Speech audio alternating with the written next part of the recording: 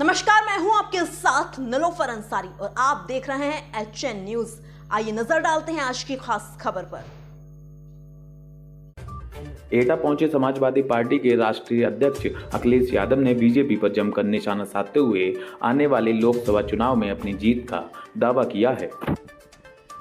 आपको बता दें, समाजवादी पार्टी के प्रदेश सचिव एवं फर्रुखाबाद लोकसभा प्रभारी डॉक्टर नवल किशोर शाक्य अंतर्राष्ट्रीय कैंसर सर्जन के द्वारा अलीगंज के गांव नगला डांडी में शहीद KP सिंह के मूर्ति अनावरण एवं जनसभा कार्यक्रम का आयोजन किया गया।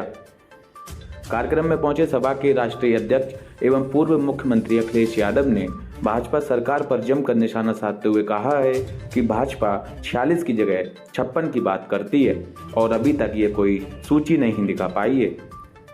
भाजपा में समाजवादियों को परेशान किया जा रहा है, यहाँ तक कि लोकसभा भवन से भी विपक्ष के सांसद को बाहर कर दिया जाता है।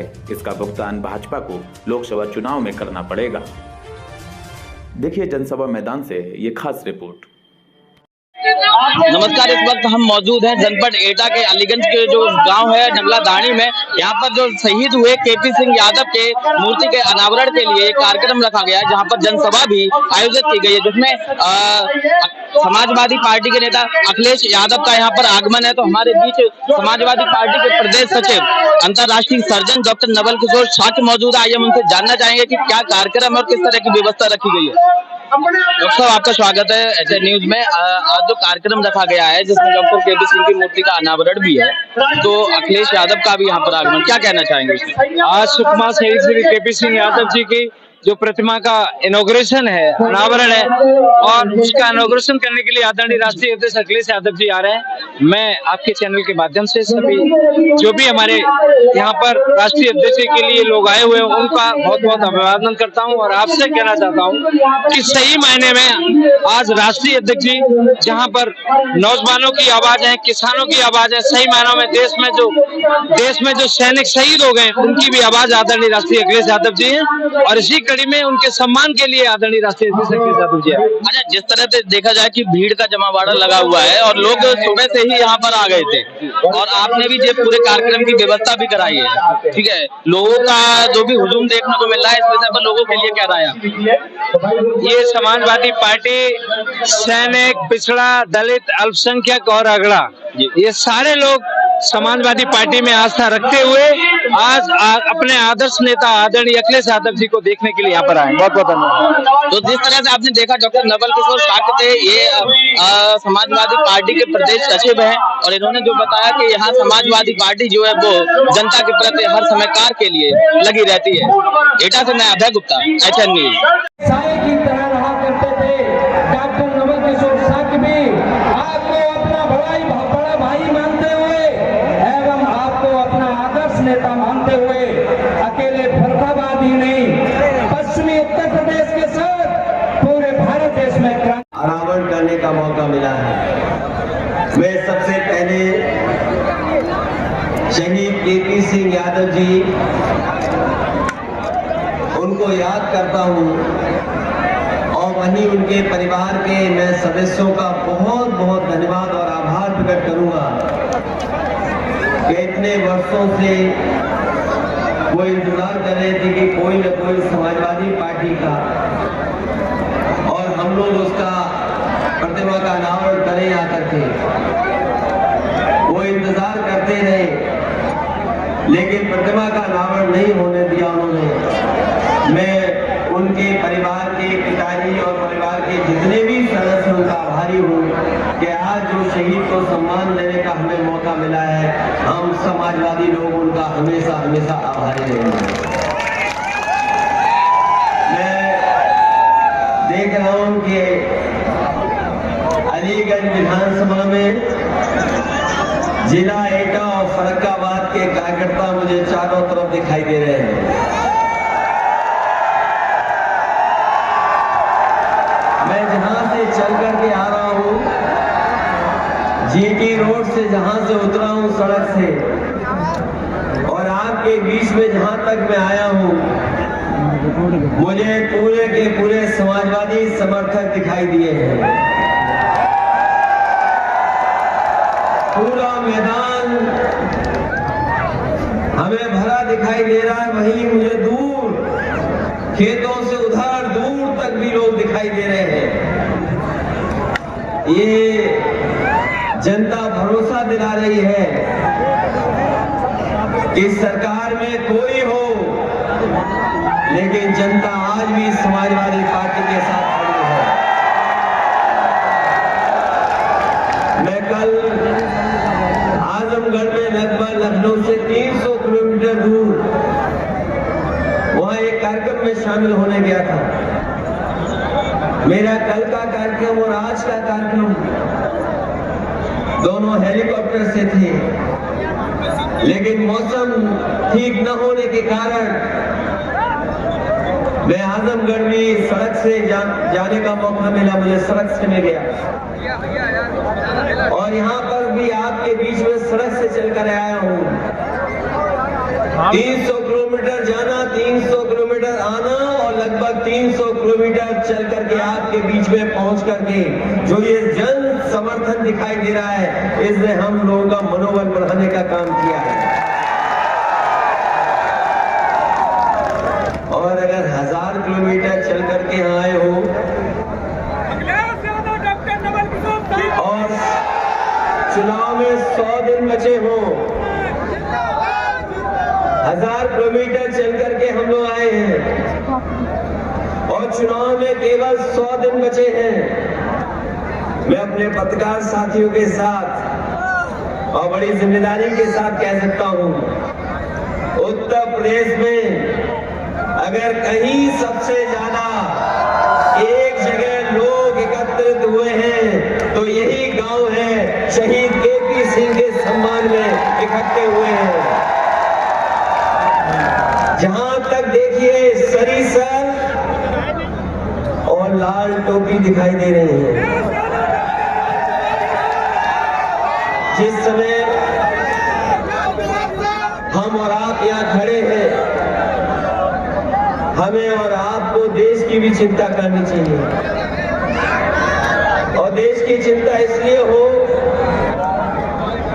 क्योंकि आज अगर हम किसी चीज को देखें तो हम तक आप तक सच्चाई नहीं पहुंच रही है। अभी आपने देखा होगा कुछ दिन पहले कश्मीर में अपने जवान शहीद हो गए। वो एम्बुश था, उन्हें जानकारी नहीं थी, हमारे जवान शहीद हो गए। और जब वो शहीद घर परिवार के बीच में पहुंचे तो वहां पर ऑर्डर था कि जो कॉफिन खोला नहीं जाएगा, जिस डब्बे में उनका शहीदों का पार्थिव शरीर आया है वो डब्बा नहीं खोला जाएगा। परिवार के लोगों ने जानना चाहा क्यों नहीं खोला जाएगा, तो उन्होंने कहा कि बस इस डब्बे के अंदर, कॉफिन के अंदर शहीद के थोड़े बहुत कपड़े हैं, कुछ बचा ही नहीं है, देख करके क्या करेगा परिवार। अभी कुछ दिन पहले घटना हुई है, ये आपके हमारे बीच के ही बेटे शहीद हुए हैं। और आपने अखबारों में पढ़ा होगा कि 2 दिन पहले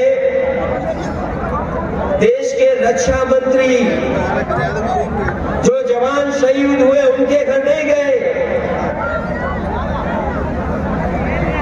जो किसी और कारण जिनकी जान चली गई उनके परिवार के बीच में गए, वो उन परिवारों को समझाने गए। 3 लोगों की जान चली गई, उन परिवारों को समझाने गए, उनके आंसू पोंछने गए।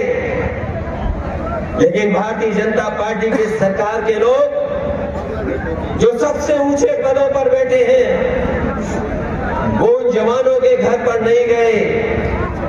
जिन जवानों ने अपनी जान दे दी, शहीद हो गए, उन परिवारों के बीच में वो लोग नहीं गए। यहाँ जितने खड़े लोग हैं वो ये बात जानते होंगे कि आज शहीदों का अगर सम्मान घर परिवार में हो रहा है तो उसका कारण केवल समाजवादी पार्टी और नेताजी ने ही वो फैसला लिया था कि अगर कोई शहीद कहीं होगा उसका पूरा का पूरा पार्थिव शरीर उसके घर परिवार के बीच में ले जाकर के पूरे सम्मान के साथ उसको दाह संस्कार किया जाएगा। ये बात मैं इसलिए बता रहा हूं कि जो लोग अपना भाषण भारत माता की जय करके लगाते हैं उन्होंने सीमाओं को असुरक्षित कर दिया है। हमारे भारत की सीमाएं सिकुड़ रही हैं और ये बातें मैं इसलिए कह रहा हूं कि शहीद केपी सिंह यादव के प्रतिमा के अनावरण में मैं आया हूं। हमारे देश के किसी कोने में देख लें आप, सीमाओं को छोटा किया जा रहा है और जो पड़ोसी देश है वो हमारे आपके देश की परवाह नहीं कर रहे हैं। जो पुरानी सरकारों की गलती रही जिसके कारण भारत की बहुत सी जमीन छीन ली गई, वो जमीन तो हमें नहीं मिलने वाली। लेकिन हाल ही में आपने देखा होगा लद्दाख पर भी जो नजर थी उस पर भी कहीं न कहीं जमीन को सिकोड़ने का काम किया और सरकार उस पर चुप है। हमारे बहुत सारे हमारे सैनिक साथी याद होगा जो 1962 का चीन के साथ युद्ध हुआ था, उसमें अगर किसी ने सबसे ज्यादा त्रिरंगा की धरती पर अगर शहीद होकर के भारत की जमीन को, भारत की भूमि को बचाने का काम अगर किसी ने किया था वो तो कुमाऊं रेजिमेंट थी। 114 जवान शहीद हो गए थे। आज वो भी जो मेमोरियल उनके याद में बना था वो भी खतरे में है और खतरे में इसलिए है कि पता नहीं वो भारत की जमीन पर रहेगा कि पड़ोसी देश की जमीन पर रहेगा। ये सबसे बड़ा सवाल है। जहां हमारी सीमाएं नहीं सुरक्षित, वही कैसी आधी अधूरी नौकरी हमारे नौजवानों को दे रहे हैं। अग्निवीर जैसी नौकरी, यहाँ जितना भी नौजवान जो फौज में जाना चाहता है या फौज की तैयारी करता है वो कभी भी अग्निवीर जैसी व्यवस्था को स्वीकार नहीं कर सकता।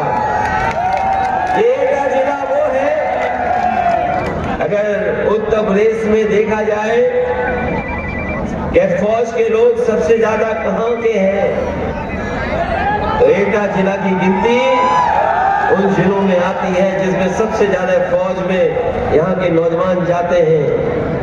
वर्दी पहन करके सीमा की रक्षा करना चाहते हैं। हमारे वो किसान और गरीब के बेटे हैं जो वर्दी पहन करके देश को और देश की सीमाओं की रक्षा करना चाहते हैं।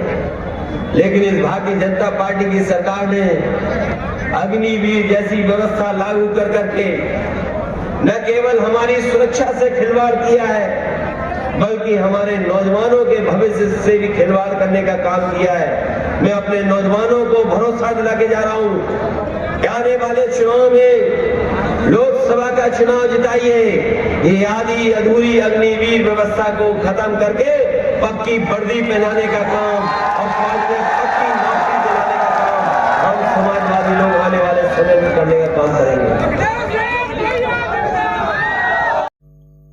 अगर आपको हमारी खबर अच्छी लगी तो वीडियो को लाइक करें, चैनल को सब्सक्राइब करें व बेल आइकन को दबाना न भूलें। फिलहाल के लिए इतना ही। बाकी ताजा तरीन खबरों के लिए देखते रहिए HN न्यूज़, हिंदुस्तान की आवाज।